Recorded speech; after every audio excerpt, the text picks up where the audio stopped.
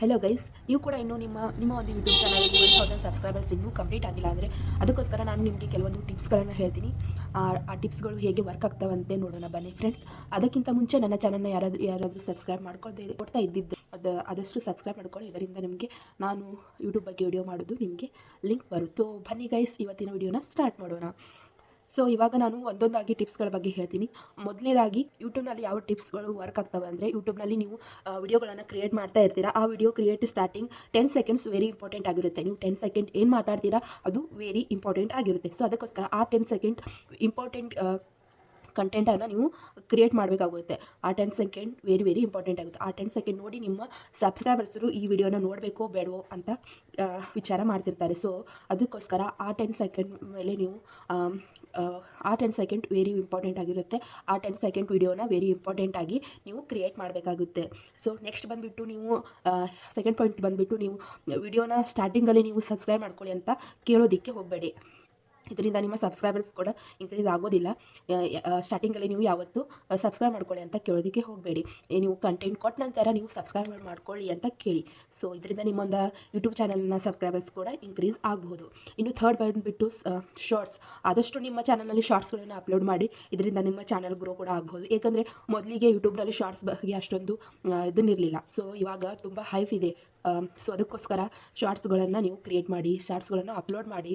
ಇದರಿಂದ ನಿಮ್ಮ ಒಂದು ಸಬ್ಸ್ಕ್ರೈಬರ್ಸ್ ಕೂಡ ಜಾಸ್ತಿ ಆಗ್ಬೋದು. ವಾರದಲ್ಲಿ 1-2 ಶಾರ್ಟ್ಸ್ಗಳನ್ನು ಹಾಕಿ. ಇದರಿಂದ ವೀಕ್ಲಿ 1-2 ವಿಡಿಯೋಗಳನ್ನು ಹಾಕಿದ್ರಿಂದ ನಿಮ್ಮ ಒಂದು ಸಬ್ಸ್ಕ್ರೈಬರ್ಸ್ ಕೂಡ ಇನ್ಕ್ರೀಸ್ ಆಗ್ಬೋದು. ಇನ್ನು ನೆಕ್ಸ್ಟ್ ಬಂದುಬಿಟ್ಟು ಟೈಟಲ್ ಮತ್ತು ಥಂಬೇಲ್ ನೋಡಿ ನೀವು ನಿಮ್ಮ ಒಂದು ವಿಡಿಯೋನ ನೋಡಬೇಕೋ ಬೇಡವೋ ಅಂತ ಜನ ಡಿಸೈಡ್ ಮಾಡ್ತಿರ್ತಾರೆ. ಸೊ ಅದಕ್ಕೋಸ್ಕರ ಟೈಟಲ್ ಮತ್ತು ಥಂಬೇಲ್ ಒಂದು ರೀತಿ ಅಟ್ರಾಕ್ಟಿವ್ ಆಗಿರಬೇಕು ನಿಮ್ಮ ಚಾನಲ್ನ ಟೈಟಲ್ ಮತ್ತು ಥಂಬೇಲ್ಗಳು. ಇದರಿಂದ ನಿಮ್ಮ ಒಂದು ಸಬ್ಸ್ಕ್ರೈಬರ್ಸ್ ಕೂಡ ಇನ್ಕ್ರೀಸ್ ಆಗ್ತಾರೆ. ಆ ವಿಡಿಯೋನ ತುಂಬ ಜನ ನೋಡ್ತಾರೆ, ವ್ಯೂಸ್ ಕೂಡ ಬರುತ್ತೆ.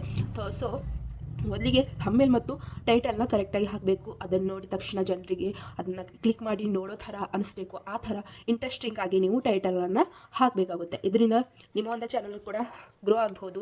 ಸೊ ಅದಕ್ಕೋಸ್ಕರ ಟೈಟಲ್ ಮತ್ತು ಥಂಬ್ನೇಲ್ಗಳನ್ನು ಆದಷ್ಟು ಅಟ್ರಾಕ್ಟಿವ್ ಆಗಿ ಇಂಟ್ರೆಸ್ಟಿಂಗ್ ಆಗಿ ಹಾಕಿ. ಸೊ ಇದರ ಒಂದು ಬೆಸ್ಟ್ ಟಿಪ್ಸ್ ಅಂತ ಹೇಳ್ತೀನಿ. ಸೊ ನೆಕ್ಸ್ಟ್ ಫಿಫ್ತ್ ಟಿಪ್ಸ್ ಏನಪ್ಪ ಅಂದರೆ ಕನ್ಸಿಸ್ಟೆನ್ಸಿ ಈಸ್ ವೆರಿ ಇಂಪಾರ್ಟೆಂಟ್ ಆಗಿರುತ್ತೆ. ಸೊ ನಿಮ್ಮ ಒಂದು ವಿಡಿಯೋಗಳನ್ನು ಕನ್ಸಿಸ್ಟೆನ್ಸಿಯಾಗಿ ನೀವು ಹಾಕೋದ್ರಿಂದ ಸಬ್ಸ್ಕ್ರೈಬರ್ಸ್ ಕೂಡ ಇನ್ಕ್ರೀಸ್ ಆಗ್ಬೋದು. ಸಬ್ಸ್ಕ್ರೈಬರ್ಸ್ಗಳನ್ನು ನೀವು ಜಾಸ್ತಿ ಪಡ್ಕೊಳ್ಬೇಕಾದ್ರೆ consistency is very important.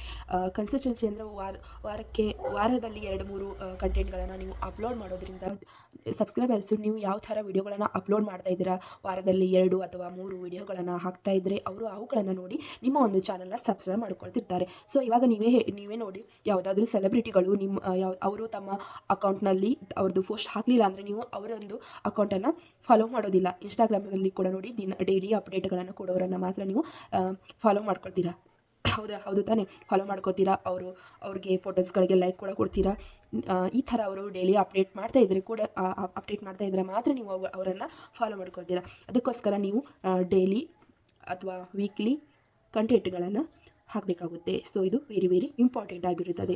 Next ಬಂದುಬಿಟ್ಟು ಕ್ಯಾಟಗರಿ. ಯೂಟ್ಯೂಬ್ನಲ್ಲಿ ಏನಾಗ್ತಿದೆ ಅಂದರೆ ತುಂಬ ಜನ ತುಂಬ ಕ್ಯಾಟಗರಿಗಳ ಮೇಲೆ ವರ್ಕ್ ಮಾಡ್ತಾ ಇದ್ದಾರೆ. ಸೊ ಇವಾಗ ಕೆಲವೊಬ್ಬರು ವ್ಲಾಗ್ಸ್ ಮಾಡ್ತಿರ್ತಾರೆ, ಈಗ ಕೆಲವೊಬ್ಬರು ಟ್ರಿಕ್ ಮಾಡ್ತಾ ಇದ್ದಾರೆ, ಕೆಲವೊಬ್ಬರು ವ್ಲಾಗ್ ಮಾಡ್ತಾ ಇದ್ದಾರೆ, ಕೆಲವೊಬ್ಬರು ಕುಕ್ಕಿಂಗ್ ಬಗ್ಗೆ ವ್ಲಾಗ್ಸ್ ಮಾಡ್ತಾ ಇರ್ತಾರೆ, ಕೆಲವೊಬ್ಬರು ಲೈಫ್ ಸ್ಟೈಲ್ ಬಗ್ಗೆ ವ್ಲಾಗ್ನ ಮಾಡ್ತಾ ಇರ್ತಾರೆ. ಸೊ ಇಂಥವು ಯಾವುದೇ ಕ್ಯಾಟಗರಿಗಳನ್ನು ನೀವು ತಗೊಂಡು ಅದ್ರ ಬಗ್ಗೆ ವಿಡಿಯೋಗಳನ್ನು ಮಾಡಿ ಅಪ್ಲೋಡ್ ಮಾಡಬೇಕಾಗುತ್ತೆ. ಇವಾಗ ನಾವೇ ಯೂಟ್ಯೂಬ್ ಬಗ್ಗೆ ವ್ಲಾಗ್ಸ್ಗಳನ್ನು ಮಾಡಿ ಹಾಕ್ತಾ ಇರ್ತೀವಿ. ಅದೇ ಥರ ನೀವು ಕೂಡ ಒಂದು ಕ್ಯಾಟಗರಿಯನ್ನು ತಗೊಂಡು ಅದರ ಬಗ್ಗೆ ವಿಡಿಯೋಗಳನ್ನು ಅಪ್ಲೋಡ್ ಮಾಡೋದ್ರಿಂದ ನಿಮ್ಮ ಒಂದು ಸಬ್ಸ್ಕ್ರೈಬರ್ಸ್ ಕೂಡ ಇನ್ಕ್ರೀಸ್ ಆಗ್ಬೋದು. ಸೊ ಅದಕ್ಕೋಸ್ಕರ ನೀವು ಒಂದು ಕ್ಯಾಟಗರಿಯನ್ನು ಸೆಲೆಕ್ಟ್ ಮಾಡಿಕೊಂಡು ಅದ್ರ ಬಗ್ಗೆ ವಿಡಿಯೋಗಳನ್ನು ಅಪ್ಲೋಡ್ ಮಾಡಿ. ಇನ್ನು ನೆಕ್ಸ್ಟ್ ಬಂದುಬಿಟ್ಟು ಪೇಸ್. ಈ ಜಗತ್ತಿನಲ್ಲಿ ಏನೇ ಒಂದು ನೀವು ಮಾಡಿದರೂ ಕೂಡ ನಿಮ್ಮ ಐಡೆಂಟಿಟಿ ಕೂಡ ಇಂಪಾರ್ಟೆಂಟ್ ಆಗಿರುತ್ತೆ. ನಿಮ್ಮ ಒಂದು ಐಡೆಂಟಿಟಿ ವೆರಿ ಇಂಪಾರ್ಟೆಂಟ್ ಆಗಿರುತ್ತೆ.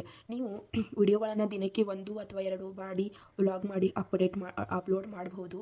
ಸೊ ಇದರಿಂದ ನಿಮ್ಮ ಒಂದು ಐಡೆಂಟಿಟಿ ಜನರಿಗೆ ತಲುಪುತ್ತೆ. ನೀವು ನಿಮ್ಮ ಪೇಸನ್ನು ತೋರಿಸಿ ನೀವು ಒಂದು ವಿಡಿಯೋವನ್ನು ಕ್ರಿಯೇಟ್ ಮಾಡಿದರೆ ಜನರು ಟ್ರಸ್ಟೆಡ್ ಪೀಪಲ್ಸ್ ಕೂಡ ನಿಮಗೆ ಜಾಸ್ತಿ ಆಗುತ್ತಾರೆ. ಇದರಿಂದ ಸಬ್ಸ್ಕ್ರೈಬರ್ಸ್ ಕೂಡ ಜಾಸ್ತಿ ಆಗುತ್ತಾರೆ.